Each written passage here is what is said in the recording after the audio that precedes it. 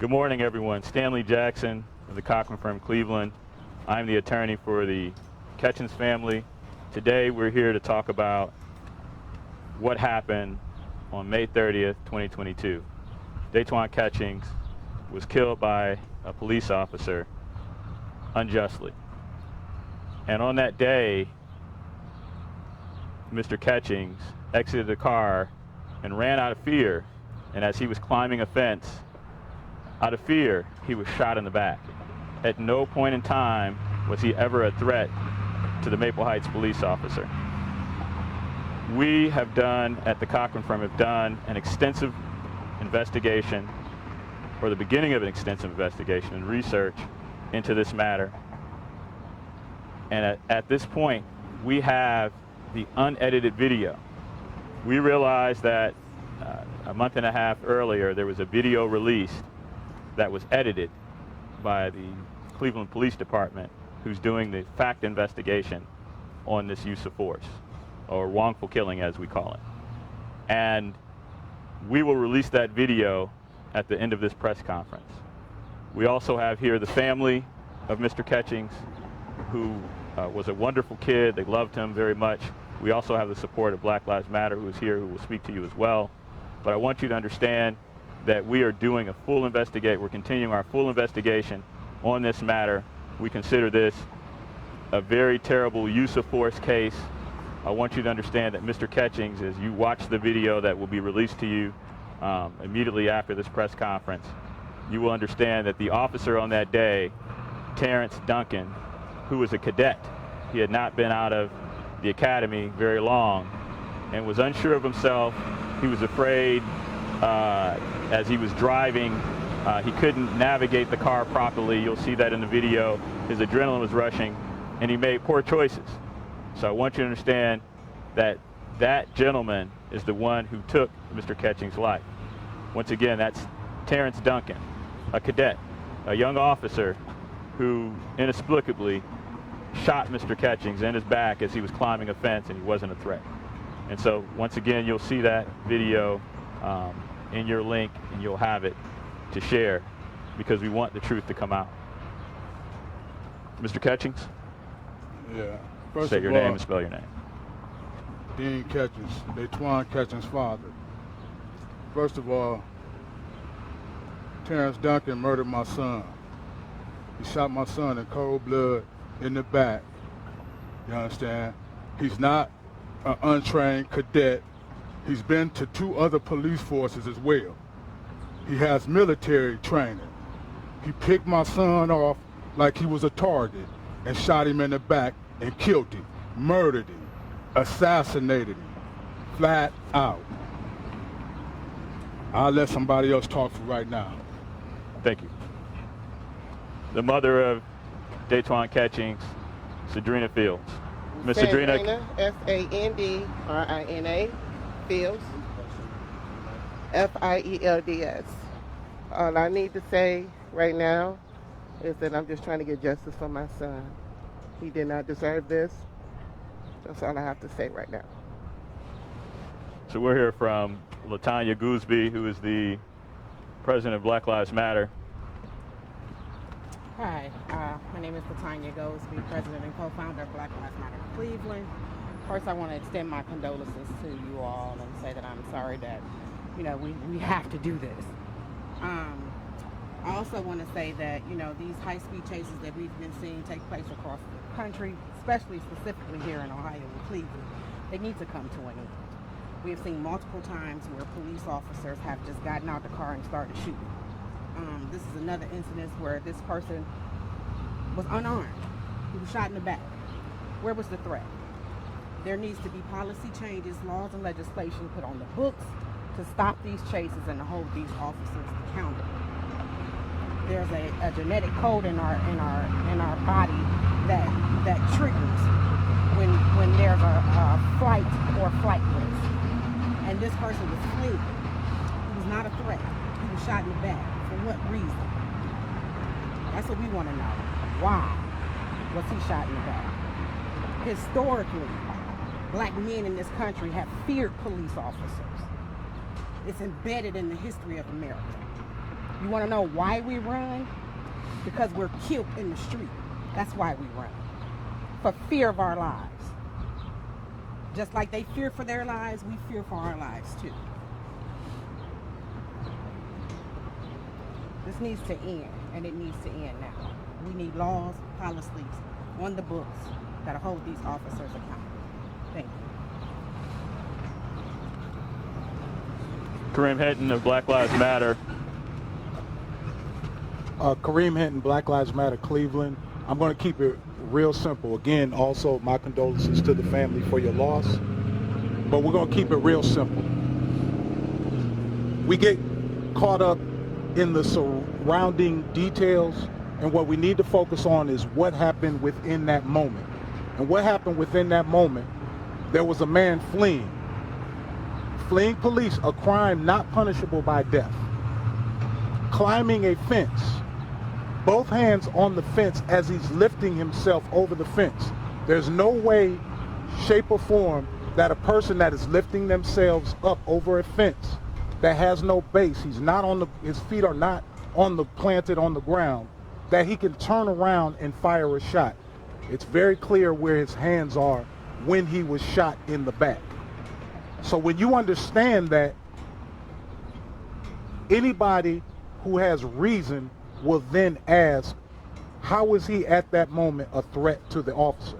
But that is in which the moment that the officer actually murdered him, shot him in his back in cold blood.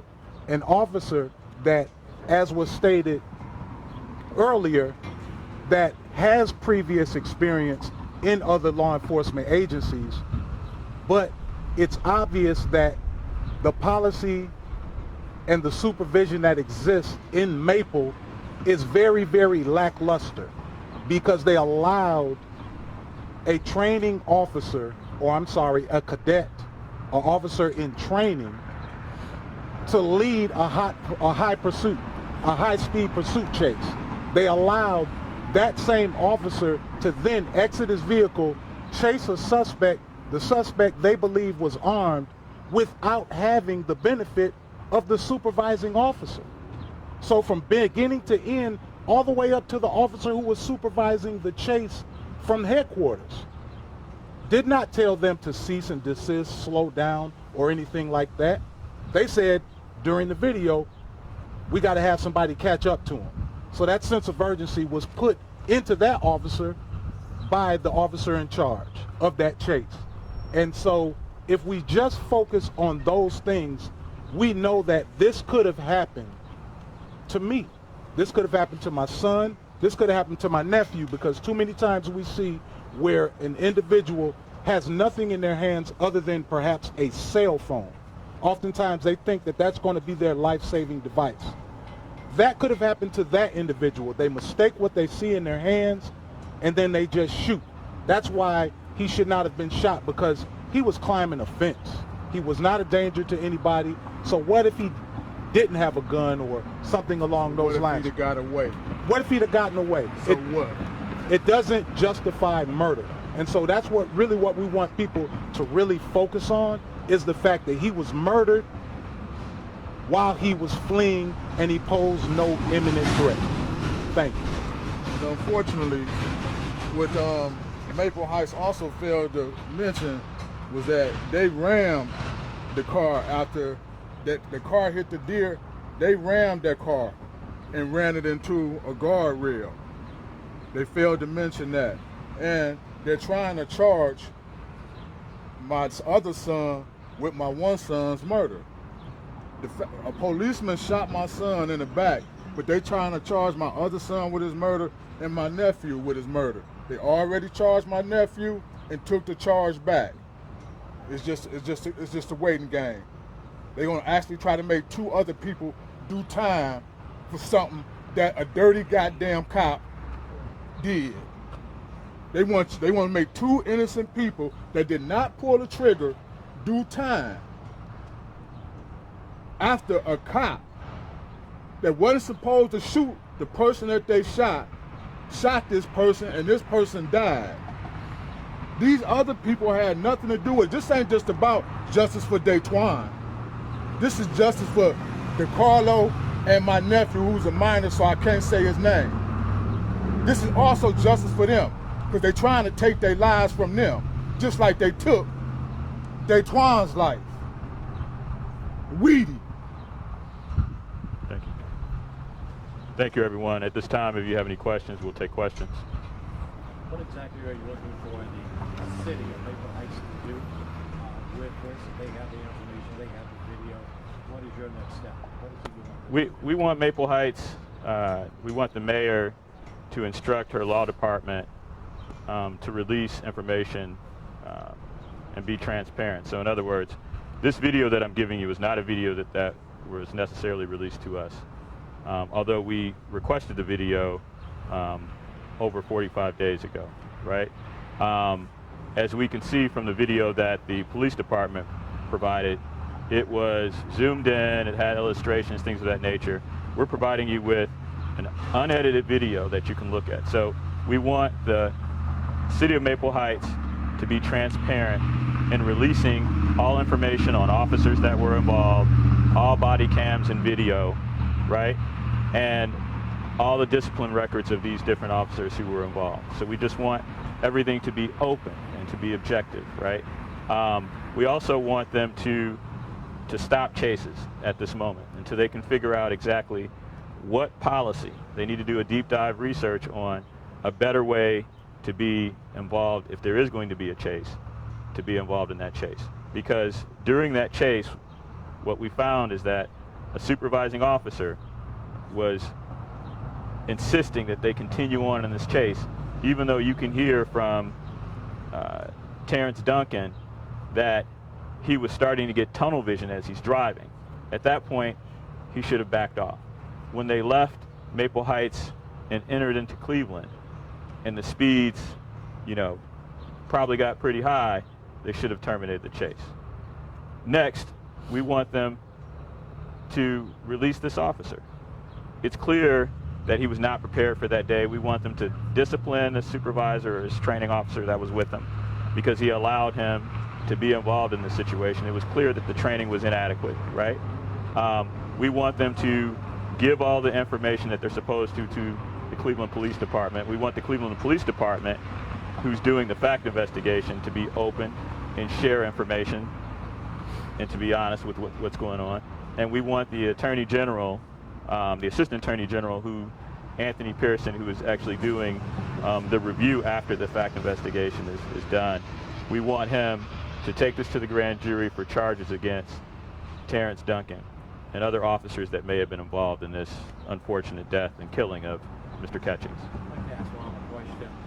Before the host, if you don't mind. Tell us about yourself. Well,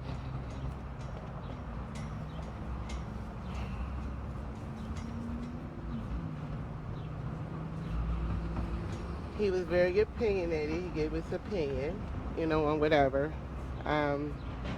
He was happy. He was cool to hang with. I loved him.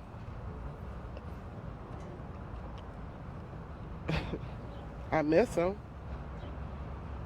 And right now, seriously, even though I buried him, I still haven't came to reality that he's gone. So that's why I really don't talk about him, because it's still sad to talk about him.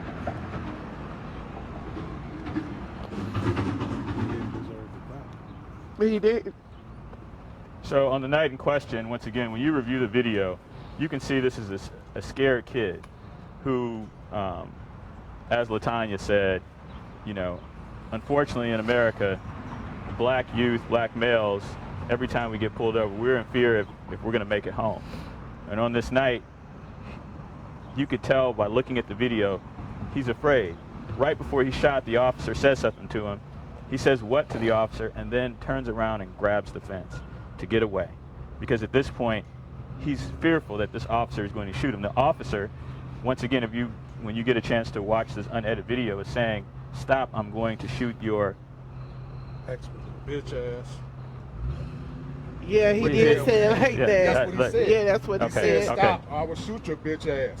He kept telling him Okay, that. Mr. Catching, thank you. Come on, bro. We So, ain't gonna do so, this. so You waiting too long. he was saying something to him that would put fear in a lot of people because he's telling you what he's going to do to you and he's threatening you as you're running away. Once again, I'll go over the scenario. They get out the car, take off running. The officer is right there. They fall in a grassy field, both of them. Both of them get up tired, exhausted. He still runs around this garage. The officer comes around the garage. He's moseying along the fence trying to figure out how he's going to get over this fence. The officer says something to him again. He turns around, looks at the officer, says, "What?" and turns back around, puts both of his hands on this fence, trying to get away, hoping he didn't get shot, and exactly what he hoped wouldn't happen happened. He was shot and killed. Any more questions, please? The officer in question said earlier that he had worked for previous law enforcement agencies. Do you have any idea how long, what kind of training he received as part of that previous employment? So that's what we're talking about open, evidence. That's what we're talking about sharing files, things of that nature. We've requested those things. So the information that's out there isn't that we've received and that the family's received is not directly from the police departments that he worked at, nor, more importantly, this police department. And so those are things that are public records that should be shared. And so that is our concern. I mean, we have a right to that. This community has a right to it, and most importantly, this family has a right to it. So we don't necessarily know. We do know from his actions that it was clear that he was unprepared for that day, and he made really bad decisions that cost this young man his life. Did you get this video from Maple Heights or some other source? And if so, from other source, can you tell us who that was? I cannot tell you, but I appreciate the question. Thank you. Has the investigation so far yielded any information that would dispute the police department's account of why the pursuit started to begin with? To be frankly honest with you, we're not necessarily concerned about that. We're concerned about what happens when Mr. Catchings is running away. Whatever preceded that, preceded it, to be frankly honest with you. The Mr. Catchings was not a threat as he was fleeing. The reality is that whatever happened before that, he should have had to come to court if they were able to catch him or able to identify him and deal with those charges like anyone else in America. But unfortunately for African American males, we don't get that opportunity, and you can see that throughout America on a daily basis. So that's unfortunate. Were all three of the young men together when this all occurred? Or I know he keeps mentioning your nephew and another gentleman. Are they all together in this vehicle? Can you just kind of describe them? So from the video that we have, the body cam, you can't tell who's in the vehicle because the only thing you can see is Mr. Catchings exiting the vehicle. As of right now, that's a statement that the family and I are going to make about that particular situation. What we do know is that this officer executed Mr. Catchings on May 30th. Was Jaquan the driver of the vehicle? Yes, he was. Any further questions? Yeah, thank you. Okay. Thank you, everyone.